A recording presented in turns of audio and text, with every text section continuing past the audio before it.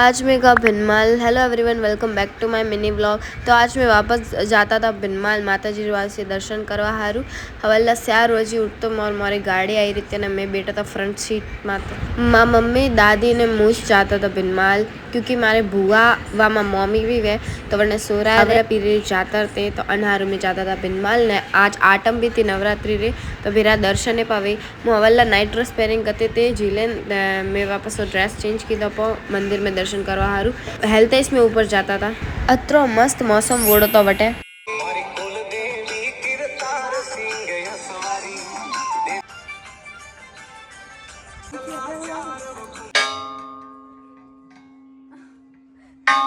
आज आटा मैंने मंदिर में इतनी भीड़ नहीं थी, मतलब भीड़ थी लेकिन नॉर्मल थे। हवल्ला हवल्ला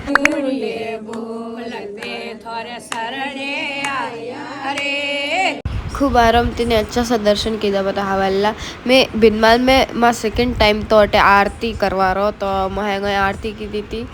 आरती ने दर्शन करे मैं वट ऊपर रेस्ट करवा बेटा पता ने सिरोई थी माँ मोबा भी निकली हो तो भिनमाल आवा हारू। तो आज हारू बाय।